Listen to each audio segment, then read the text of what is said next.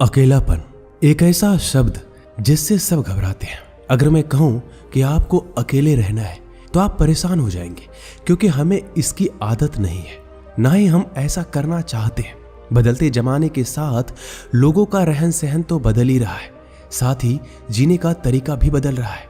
कई लोग ऐसे हैं जो किसी मजबूरी में, जैसे नौकरी इत्यादि के कारण अकेले रहते हैं, तो कई लोग ऐसे हैं जो अपनी मर्जी से अकेले रहना पसंद करते हैं, अपने काम को सच्ची लगन से अकेले ही करते हैं। जो लोग अपने मर्जी से अकेले रहते हैं उनमें कुछ अलग ही गुण होते हैं। ऐसे लोग जीवन में सफलता जल्दी हासिल कर लेते हैं। अकेले रहने के फायदे अगर आपने समझ लिया तो समझो आपने पूरी जिंदगी समझ ली। अकेले रहना किसी के लिए वाकई आसान काम नहीं है। अकेले रहने का लेकिन यह भी मतलब नहीं है कि हम अपने घर परिवार मित्रों से दूर रहें। अकेले रहने की भी एक कला है जो आगे आपको इस कहानी में पता चलेगा। अकेले रहने का यहां मतलब है एकांत में रहकर अपने काम को, अपने सम्मान को, अपनी प्रतिष्ठा को, अपने अंदर झांकने की कला को, अपने उज्जवल भविष्य को आप कैसे आगे बढ़ा सकते हैं उसके बारे में जानना। हम अकेले रहने के उन 7 अमूल्य गुणों के बारे में भी जानेंगे इस कहानी के माध्यम से। एक व्यक्ति एक गुरु के पास आया और बोला, गुरुदेव, मेरे दुख का कारण क्या है? गुरु बहुत ही बड़े आत्मज्ञानी व्यक्ति थे। गुरु ने कहा, अपने आप को चीजों से चिपका लेना, चीजों को पकड़ लेना और उन चीजों के प्रति आसक्त होकर उसके पीछे भागना ही तुम्हारे दुख का कारण है। उस व्यक्ति ने गुरु को धन्यवाद किया और कहा, गुरुदेव, आपने तो मेरी समस्या का समाधान कर दिया। मैं इतने दिनों से अपनी समस्या का समाधान चाहता था। आपका धन्यवाद गुरुदेव। यह कहकर वह व्यक्ति वहां से जाने लगा। गुरु ने कहा, पूरी बात तो सुन लो। उस व्यक्ति ने कहा, नहीं गुरुदेव, आपका इशारा मिल गया, बस वही काफी है, और समझदार को इशारा ही काफी होता है। 1 महीने के बाद वह व्यक्ति फिर से गुरु के पास आया।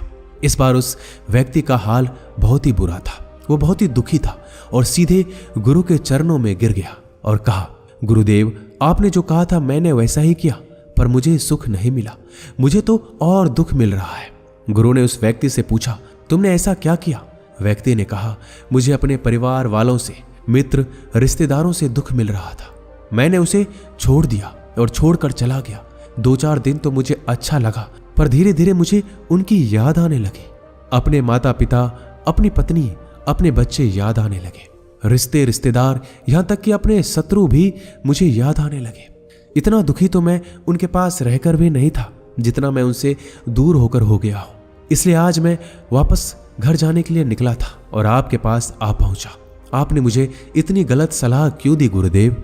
गुरु मुस्कुराए और गुरु ने कहा, तुम परिवार को छोड़कर भागे, मित्रों, रिश्तेदारों, यहां तक कि शत्रुओं को भी छोड़कर भागे, पर यह तुम्हारी गलत फहमी थी कि तुम छोड़कर भाग रहे हो। वास्तव में तो तुम उन्हें लेकर भाग रहे थे। व्यक्ति ने कहा, पर गुरुदेव, मैं तो किसी को अपने साथ नहीं लाया।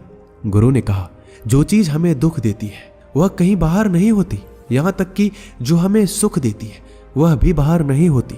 यह सब परिवार वाले, रिश्तेदार, मित्र, शत्रु, ये सब कहां बसते हैं? यह सब हमारे मन में बसते हैं। और जब तुम भागे तो तुम अपने मन को साथ लेकर भागे, और तुम्हारे मन में यह सब तुम्हारे साथ भाग रहे थे, तो तुम इनसे कहीं दूर गए ही नहीं। जब जो चीजें मन में बसी हो और वह आसपास हो, वह हमें बहुत लगता है, पर वह बहुत कम होता है। और जब हम इन चीजों से दूर हो जाते हैं, यानी छोड़कर भाग जाते हैं, तब मन उन चीजों को पाने के लिए फिर से प्रयास करने लगता है, और तब यह चीजें बहुत ज्यादा दुख देती है, जैसा तुम्हें हो रहा है। व्यक्ति ने कहा, तो गुरुदेव, मैं क्या करूं? चीजों के साथ रहूं तो दुख, चीजों को छोड़कर जाऊं तो दुख। क्या मैंने सिर्फ दुख उठाने के लिए ही जन्म लिया है? गुरु जोर से हंसे और कहा, यह बात बिल्कुल सत्य है। यहां सब सिर्फ दुख उठाने के लिए जन्म लेते हैं, पर यह भी सत्य है कि इन दुखों के पार सुख है, और उन सुख के पार दुख है, फिर सुख और फिर दुख है। जिन चीजों में हमें सुख नजर आता है वह दुख देते हैं, और जिनमें दुख नजर आता है वही सुख का कारण बन जाते हैं। उस व्यक्ति ने कहा, गुरुदेव, क्या इस सुख दुख के मायाजाल से बाहर निकलने का कोई रास्ता नहीं है? गुरु ने कहा, रास्ता तो है, मगर तुम इसी दुनिया में रहना चाहते हो, इन सब के साथ रहना चाहते हो, तो तुम्हें एक काम करना होगा। तुम ऐसे ही रहो जैसे कि तुम इस दुनिया में अकेले हो। सबके साथ रहो पर अकेले रहो। व्यक्ति ने कहा, पर गुरुदेव, ये कैसे हो सकता है? गुरु उस व्यक्ति को एक जगह पर ले गए जहां एक मेला लगा हुआ था। वहां बहुत भीड़ थी। गुरु ने कहा, देखो अपने आसपास यहाँ किसी को जानते हो क्या? व्यक्ति ने कहा, नहीं, यहाँ तो कोई भी मेरी जान पहचान का नहीं है। गुरु ने कहा, क्या तुम यहाँ अकेले हो? व्यक्ति बोला, हाँ गुरुदेव, बिल्कुल अकेला हूं। गुरु ने कहा, नहीं, तुम्हारे मन में कुछ चल रहा है, तुम अकेले नहीं हो। व्यक्ति ने कहा, हाँ, मैं जल्द से जल्द अपने घर जाना चाहता हूँ, अपने पत्नी से, अपने बच्चों से, अपने माता पिता से मिलना चाहता हूँ, अपने मित्रों से मिलना चाहता हूँ, वही मेरे मन में चल रहा है। गुरु ने कहा, अब यह सब भूलकर आंखें बंद कर लो और अपना ध्यान यहाँ होने वाली आवाजों पर लगा दो। व्यक्ति ने ऐसा ही किया और जैसे ही उसने अपनी आंखें बंद की और सारा ध्यान वहां हो रही आवाजों पर लगा दिया, उसे एक अकेलापन, एकांत महसूस हुआ। उसे लगा कि वह इतनी बड़ी भीड़ में भी अकेला है। सभी आवाजों के ऊपर ध्यान लगाने के कारण किसी आवाज का कोई महत्व नहीं था, बस आवाजें थी और वह था। उसने अपनी आंखें खोली और कहा, गुरुदेव, यहां तो मैं बिल्कुल अकेला हूं, सब है पर कुछ नहीं है। गुरु ने कहा, बस इसी तरह अकेले होना है। तुम रहो सबके साथ, भीतर से, लेकिन अकेले रहो। साथ में सब हो पर मन में कोई ना हो। जिसने इस तरह से अकेले जीना सीख लिया, उसे कभी जीवन में दुख नहीं होगा, उसे चीजें दुख नहीं देगी, वह हर चीज में आनंद की प्राप्ति कर सकता है। गुरु ने आगे कहा, महान सफलताएं अकेलेपन से ही शुरू होती है। अकेलापन ही हमें उनसे मिलाता है। अपने अकेलेपन को नकारात्मक मत समझना, बल्कि उसे एकांत समझकर खुद को जानने का प्रयास करो। जब तुम्हें एकांत पसंद आने लगे तो समझो तुम्हारा वास्तविक वजूद तुमसे मिलना चाहता है। इसलिए अपने इस एकांत प्रेम का सम्मान करो।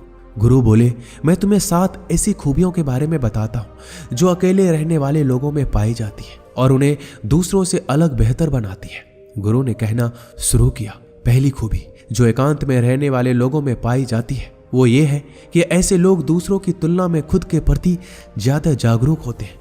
वो खुद के स्वभाव और आचरण के बारे में ज्यादा गहराई से जानते हैं। ऐसा इसलिए होता है क्योंकि जब हम अकेले होते हैं तो हमें खुद के बारे में सोचने का काफी समय मिल जाता है, जिससे हम खुद के व्यवहार को अच्छे से समझ पाते हैं। एकांत में रहने वाले लोग खुद की कमजोरी और ताकत को भी अच्छे से जान पाते हैं, जिससे वो दूसरे लोगों की तुलना में किसी भी खराब परिस्थिति का सामना ज्यादा अच्छे से कर सकते हैं। गुरु ने कहा, अकेले रहने वाले लोगों की दूसरी खूबी है कि ये सकारात्मक सोच वाले लोग होते हैं। देखो, जब बहुत से लोग हमारे साथ होते हैं तो वहां एक दूसरे से तुलना, जलन, घमंड, लालच जैसे कुविचार अपने आप ही मन में आने लगते हैं। फिर इंसान इन विचारों के बस में आकर उल्टे सीधे काम करने लगता है। हालांकि ऐसा नहीं है कि एकांत में रहने वाले लोगों के मन में ये विचार नहीं आते, लेकिन क्योंकि वो अकेले हैं इसलिए दूसरों से तुलना, जलन, घमंड जैसे विचार उनके मन में दूसरों की तुलना में थोड़ा कम आते हैं। साथ ही अकेले रहने की वजह से उन्हें खुद के बारे में सोचने का ज्यादा समय मिलता है, जिससे वो अपने नकारात्मक विचारों को पहचान कर उन्हें कम कर सकते हैं, जिसके कारण ऐसे एकांत में रहने वाले लोग ज्यादा सकारात्मक होते हैं। अकेले रहने वाले लोगों की तीसरी खासियत यह है कि ये लोग ज्यादा अनुशासित और आत्मनिर्भर होते हैं, क्योंकि अकेले रहने वाले लोगों को अपनी ज्यादातर काम खुद से ही करने पड़ते हैं, इसलिए ये दूसरों की तुलना में ज्यादा आत्मनिर्भर होते हैं। साथ ही ऐसे लोगों को दूसरों का काम भी पसंद नहीं आता।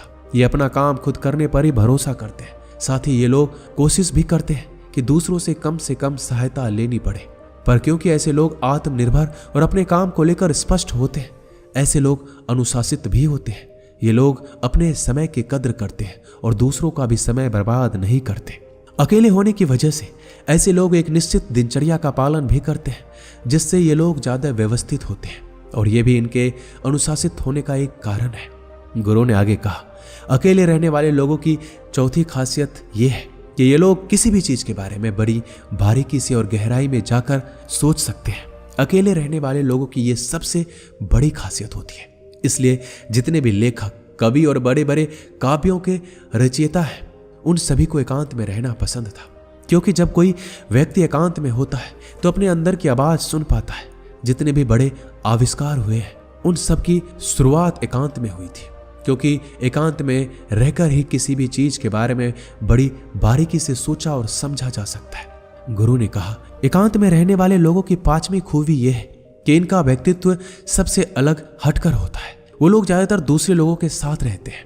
ये अकेले रह ही नहीं पाते, वो कितनी भी कोशिश कर ले, लेकिन जाने अनजाने में सही, लेकिन दूसरे के व्यक्तित्व का कुछ हिस्सा उनके अंदर आ ही जाता है। दूसरों की आदतें, दूसरों के विचार उनके अंदर प्रवेश कर ही जाते हैं, जिससे उनके व्यक्तित्व में वो अनूठापन, वो निरालापन नहीं आ पाता।